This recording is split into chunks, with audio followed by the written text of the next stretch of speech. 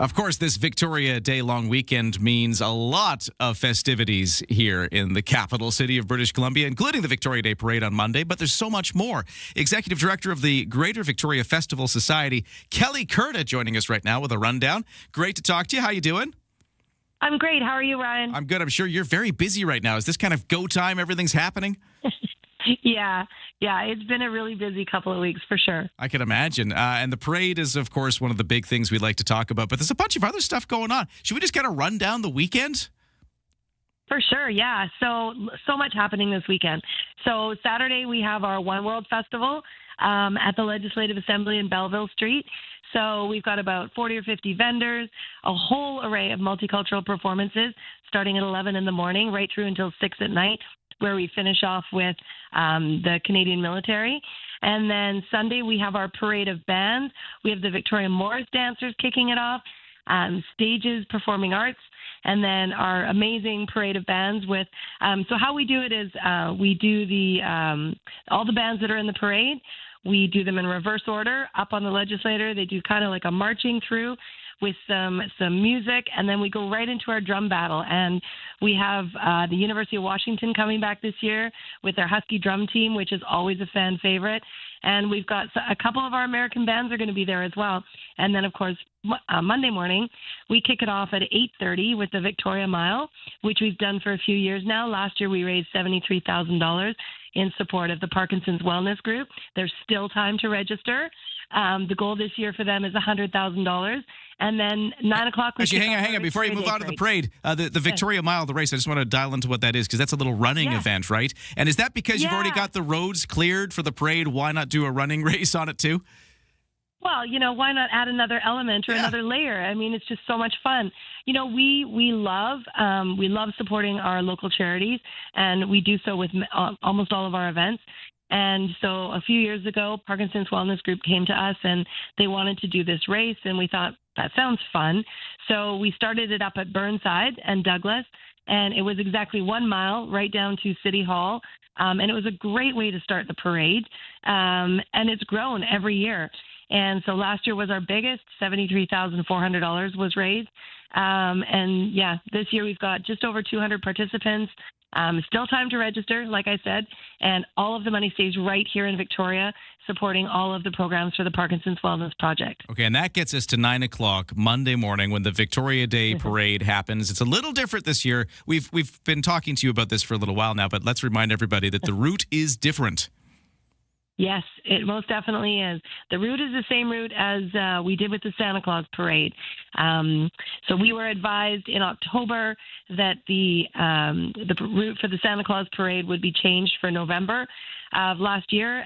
And then we had tried to keep the Victoria Day Parade on Douglas Street. We had said that, we would get vehicle blockers and that, but with some operational impact and capacity in that, City of Victoria and the Victoria Police advised that this would be the route for all of the parades now. So the parade kicks off at Belleville and Government Street.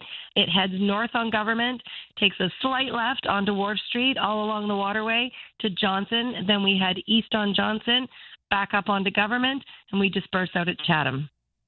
And so that's the route that we saw for the Santa Claus Parade, as you mentioned.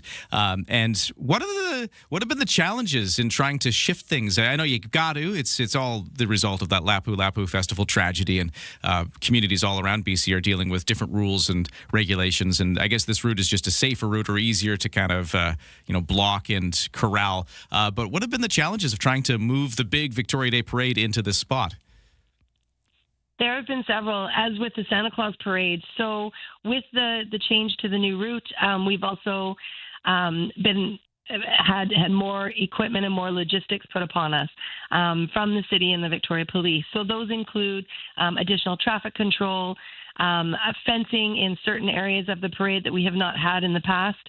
And just layers that we need to work with. So, things that people don't think about. For example, we have a couple of participants that come over from the mainland. They book about 100 hotel rooms. They normally book in the Red Lion, Accent Inn, that area, because that's where they marshal. So it's very easy for them to get to the marshalling route up at Mayfair. So this year, they've had to, I mean, the cost for them has significantly increased. They've had to book in downtown hotels. Many of the floats, they can't come to the parade in the morning all done. So a lot of the parade participants have to set up their floats in a location very close to the parade. Well, that was Mayfair. It was the parking lot, it was up top, and then they would drive down into the marshalling area. This year, we're fortunate that we've been able to use parking lot queue for that, which is at Menzies in Kingston.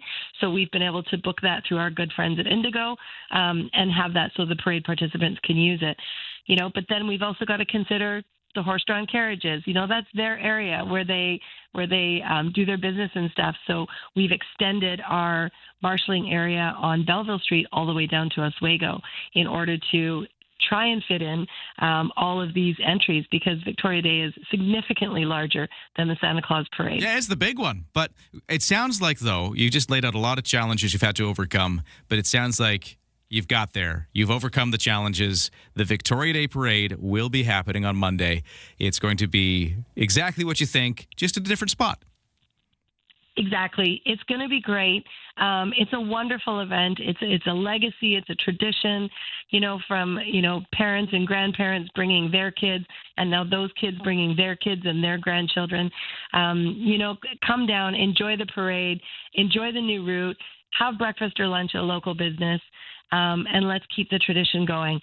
Just because we change the route doesn't mean we can't do the same thing.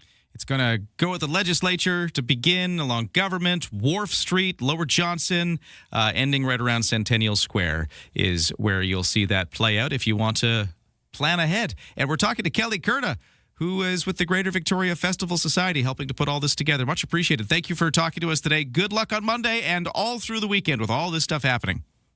Thank you so much. Have a great weekend.